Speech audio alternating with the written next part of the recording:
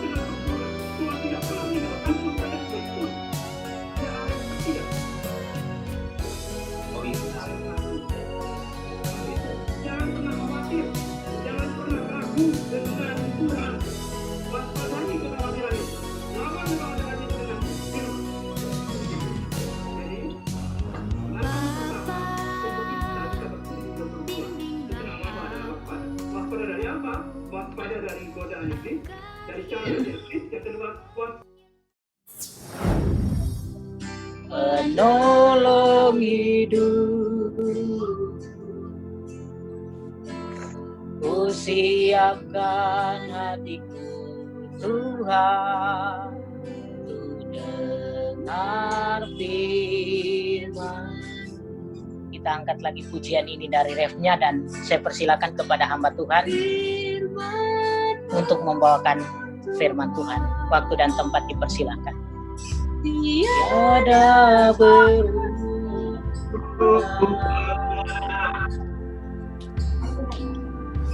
dahulu, sekarang, selama-lamanya, tiada berubah. Firman-Mu Tuhan, penolong hidupku, ku siapkan hatiku Tuhan, ku dengar firman. Mari kita berdoa bersama. Bapa kami dalam surga, kami bersyukur dalam situasi ini kami boleh berkumpul sekalipun jarak memisahkan kami. Kami dikumpulkan melalui teknologi Zoom yang Tuhan izinkan melalui orang-orang yang diciptakan. Terima kasih Tuhan, terima kasih. Kami saat ini mau mendengarkan firman Tuhan. Berbicaralah kepada kami. Dalam waktu yang singkat ini, Engkau memberkati kami sehingga kami boleh bertumbuh, berbuah di tengah wabah. Tolong kami, saya percaya pengurapan kuasa hikmah daripada Allah Tritunggal ada atas hamba-Mu, dan kami semua akan diberkati oleh Allah Tritunggal. Kami bersyukur di dalam nama Tuhan Yesus Kristus. Amin. Shalom. Bapak Ibu Saudara yang terkasih dalam nama Tuhan Yesus Kristus. Bersyukur hari ini saya boleh dipercaya menyampaikan berita firman Tuhan. Baru pertama kali saya berkumpul dengan DPP PETKI, sekalipun sering mendengar namanya. Memang beberapa saya kenal, seperti tadi ada suaranya Mas Ajay, ada Kak Reta, ada Bung Ronald, sepertinya hanya beberapa orang saja yang saya kenal, tidak banyak yang saya kenal. Nama saya Pendeta Dewa Gede Suarinata Putra, saya dari Surabaya. Saya pendeta dari Evangelical Methodist Church di Surabaya. Tema yang diberikan kepada saya adalah bertumbuh dan berbuah di tengah wabah. Saya sempat disampaikan oleh Mas Agung dengan teks Markus pasal 4 ayat 1-20, tapi karena terlalu panjang dengan waktu yang singkat, saya akan mencoba mengambil paralel teksnya dari Lukas pasal 8 ayat yang ke-4-8, akan dibantu oleh Pendeta Silestari yang adalah istri saya untuk membacakan bagi Bapak Ibu teman-teman sekalian yang ada di tempat masing-masing. Saya persilakan. Lukas pasal 8 ayat 4 sampai dengan ayat yang ke-8, demikianlah firman Tuhan. Lukas pasal 8 ayat 4 sampai 8. Ketika orang banyak berbondong-bondong datang, yaitu orang-orang yang dari kota ke kota menggabungkan diri pada Yesus, berkatalah ia dalam suatu perumpamaan. Adalah seorang penabur keluar untuk menaburkan benihnya. Pada waktu ia menabur, sebagian benih itu jatuh di pinggir jalan, lalu diinjak orang, dan burung-burung di udara memakannya sampai habis. Ayat 6. Sebagian jatuh di tanah yang berbatu-batu, dan setelah tumbuh ia menjadi kering karena tidak mendapat air. Ayat 7. Sebagian lagi jatuh di tengah semak duri, dan semak itu tumbuh bersama-sama dan menghimpitnya sampai mati. Ayat 8. Dan sebagian jatuh di tanah yang baik, dan setelah tumbuh berbuah 100 kali lipat. Setelah berkata demikian, Yesus berseru, "Siapa mempunyai telinga untuk mendengar, hendaklah ia mendengar." Terpujilah nama Tuhan yang berbahagia yang mendengarkan, terlebih lagi yang melakukan dalam keseharian. Bapak Ibu Saudara sekalian, bertumbuh, berbuah di tengah wabah itu bukan hal yang mudah, bukan hal yang gampang. Bicara soal bertumbuh berbuah itu berarti sebenarnya situasinya harusnya aman, harusnya enak. Tetapi ini dituntut dalam situasi wabah ini kita bertumbuh dan berbuah. Konteks bertumbuh dan berbuah adalah bertumbuh berbuah secara rohani. Bukan bertumbuh badannya semakin gendut, bukan. Tapi bertumbuh berbuah secara rohani. Nah, pertanyaannya, bagaimana kita bisa bertumbuh dan berbuah di tengah wabah? Bagaimana kita bisa mau bertumbuh dan berbuah di tengah wabah yang sulit ini? Mau jualan susah, mau kemana-mana sulit. Saya sempat berpikir, minta maaf bukan sedang meremehkan difabel tunanetra khususnya, kita susah physical distancing yang tidak pandai bertongkat. Mau nggak mau dia dituntun orang. Gimana physical distancing? Kecuali tongkatnya diarahkan ke depan, physical distancing misalkan agak jauh, tongkatnya 1 meter lumayan jauh. Tapi tetap sulit. Intinya, hari ini kita mau belajar bagaimana caranya bertumbuh dan berbuah di tengah wabah. Yang pertama, kita harus waspada. Kalau Anda dan saya mau bertumbuh dan berbuah di tengah wabah, Anda dan saya harus waspada yang pertama. Waspada dari apa? Yang pertama, waspada dari iblis. Wah, ini keren nih. Waspada dari iblis. Iblis emangnya sekarang masih muncul dalam bentuk fisik. Bisa muncul, tapi sudahlah, itu jarang-jarang. Iblis itu adalah, saya menyebutnya profesor doktor kreator dalam menjebak manusia untuk jatuh ke dalam dosa. Iblis sangat pandai mengambil, tadi konteksnya benih firman Tuhan yang ditabur. Saat benih firman Tuhan ditabur, iblis sangat pandai mengambilnya. Itu yang diwaspadai. Kan saat kita mendengar firman Tuhan, iblis tidak sedang diam. Iblis sedang berusaha untuk mengambil firman Tuhan itu dari pikiran kita. Iblis sedang berjuang untuk membuat kita tidak bisa bertumbuh dan berbuah di tengah wabah. Bagaimana cara iblis? Banyak caranya. Sangat cerdas iblis itu. Sangat cerdas iblis itu. Dia pandai mengalihkan pikiran kita. Dia pandai mengalihkan konsentrasi kita. Dia pandai mengganggu segala yang kita pikirkan untuk tidak fokus kepada firman Tuhan. Iblis sangat cerdas dan luar biasa. Untuk itu, anak-anak Tuhan bukan untuk waspada dengan iblis, peka dan mengenali bagaimana cara kerja iblis. Kalau tidak, Anda dan saya tidak akan pernah mendapatkan berkat firman Tuhan. Benih itu tidak akan pernah bertumbuh dan berbuah di tengah-tengah wabah ini. Anda dan saya menjadi kecil terus, menjadi kerdil terus, tidak pernah menjadi pribadi-pribadi yang kuat dan tangguh di masa wabah ini. Jika Anda tidak waspada dan saya tidak waspada, iblis bekerja keras terus. Dia akan mengambil firman Tuhan itu. Mengambil firman Tuhan itu. Tidak penting. Apa pendeta itu cuma teori. Tidak penting. Fokuslah sekarang dengan yang lain. Tidak apa-apa. Apalagi sekarang yang zamannya ibadah ini, ibadah online ya,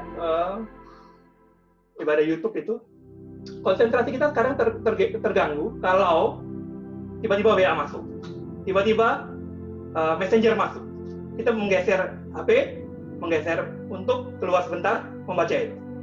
Itu cara iblis yang sangat cerdas.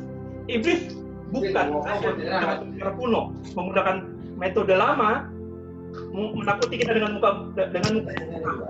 Kalau tunanetra tidak bisa ditakuti ya, karena tidak bisa melihat kan banyak. Tidak bisa melihat bagaimana bisa ditakut-takuti kan sulit. Tapi dia punya cara untuk menakut-nakuti kita, untuk mengganggu kita. Untuk itu, mari kita waspada iblis. Jangan sampai iblis mengambil firman Tuhan yang ada dalam, yang sedang ditabur.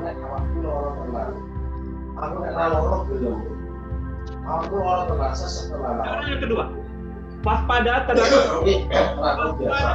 dengan semangat semu. Waspada dengan semangat yang semu. Hari-hari ini banyak orang, banyak pengikut Yesus semangat di Punya awal. buku mute sendiri ya? Unmute sendiri gila. Semangat di awal. Banyak orang semangat di awal, semangat. Akhirnya di tengah jalan tidak semangat lagi. Motivasinya salah. Motivasi tidak sesuai dengan firman Tuhan, sehingga semangatnya pudar. Kadang-kadang kita harus jujur, banyak oknum-oknum yang hanya fokus pada materi, yang hanya fokus pada sesuatu yang ingin didapatkan, sehingga semangat dalam mendengarkan firman Tuhan, tapi motivasinya sebenarnya bukan pada firman Tuhan, sehingga firman Tuhan yang semangat masuk awalnya, tiba-tiba tidak lagi bertumbuh dan tidak berbuah, sehingga percuma saja.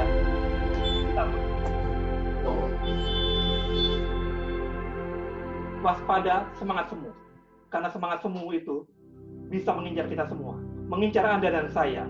Semangat di awal karena motivasi yang salah. Yang ketiga, waspada terhadap ngobrol suaranya itu kayaknya itu. Lagi tidak dengar itu dia. Yang ketiga, mewaspadai semangat.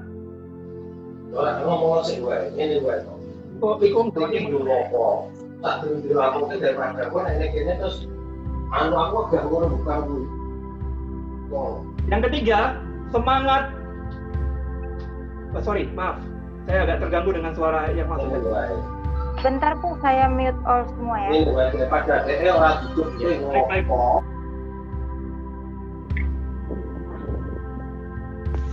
Silakan Pak di-unmute kembali. Maaf. Aduh, punya gua di unmute terus punya gua nih. Takutnya pemain gitar kedengeran. Aduh, firman Tuhan nyambil main gitar.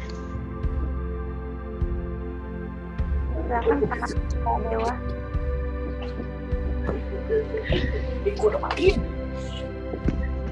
Yang ketiga, waspada terhadap zona nyaman dan kekhawatiran dunia. Kalau mau ikut ibadah, diem dong, jangan cerewet. Waspada terhadap zona nyaman dan kekhawatiran dunia. Nah, ini juga penting. Kadang-kadang, zona nyaman membuat kita tidak pernah bisa bertumbuh. Zona nyaman tidak bisa membuat kita berbuah. Zona nyaman membuat kita menjadi manja. Waspada terhadap kekhawatiran. Kadang kekhawatiran lebih besar daripada kepercayaan kita kepada Tuhan. Kekhawatiran ekonomi membuat kita lupa dengan Tuhan, Sang Pencipta alam semesta. Tadi Bung Franky sudah menyampaikan bahwa Allah berdaulat atas hidup kita. Yakini itu. Taruh di pikiran Anda dan saya bahwa Allah berdaulat. Jika Allah izinkan pandemi ini ada, maka Dia pasti memelihara kita. Dia tidak pernah meninggalkan saya dan Anda. Teman-teman tunanetra, Tuhan memeliharamu dengan sempurna. Tuhan menjagamu dengan sempurna.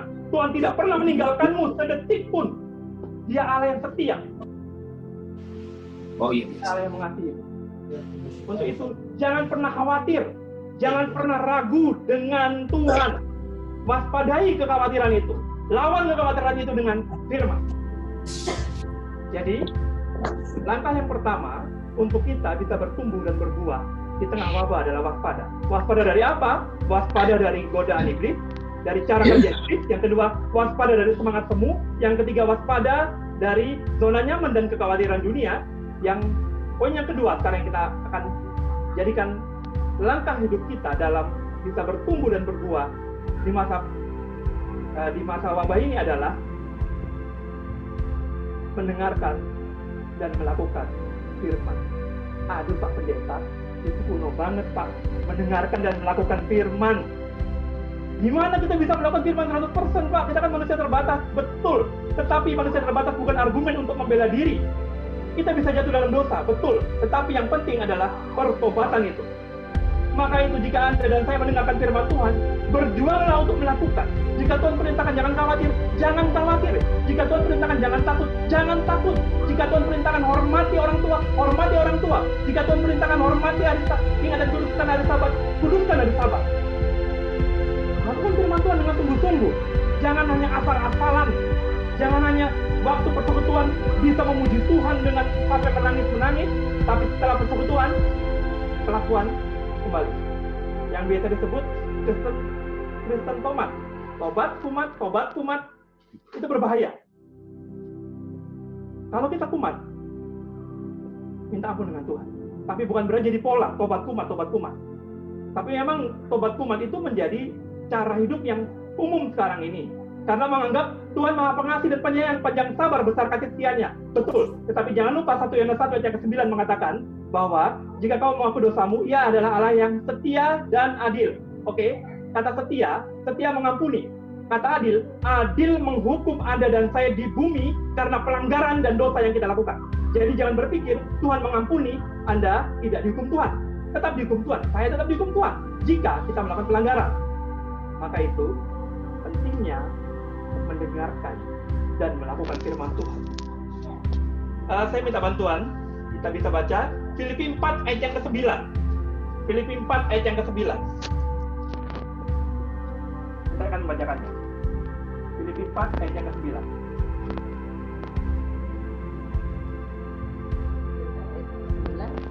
Ya, Filipi 4 ayat yang ke-9. Dan apa yang telah kamu pelajari, dan apa yang telah kamu terima, dan apa yang telah kamu dengar, dan apa yang telah kamu lihat padaku, lakukanlah itu.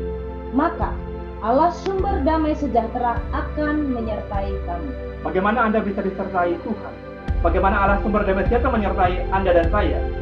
Lakukan firman Tuhan. Apa yang sudah Anda dengar puluhan tahun, lakukan itu. Jangan cuma didengar. Karena percuma Anda mendengar bolak-balik, buang-buang waktu kalau tidak melakukan. Lebih baik Anda mendengarkan dan melakukan. Saya mendengarkan dan melakukan.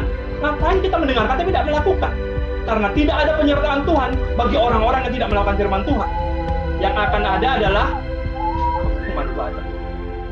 Bapak Ibu Saudara, penting kita serius berpikir untuk melakukan firman Tuhan. Karena banyak orang yang puluhan tahun menjadi Kristen, tapi ternyata rohaninya masih kerdil, masih kekanak-kanakan, masih gampang ngambek, gampang marah. Orang Surabaya bilang purian. Saya tidak tahu apakah ada orang Surabaya yang ikut di sini. Purian, gampang ngambek sekali, sedikit-sedikit tersinggung. Suka sekali ini gampang marah, gampang tersinggung. Kata banyak orang itu adalah tipe orang-orang yang tidak bertumbuh. Orang yang gampang ngambek itu berarti dia belum beres dengan dirinya. Bapak Ibu Saudara, mari jangan sampai Anda dan saya termasuk dalam golongan-golongan kerdil rohani. Saya bilang gini, jangan sampai Anda dan saya menjadi orang busung lapar rohani. Makan jasmani 3 kali sampai 4 kali sehari.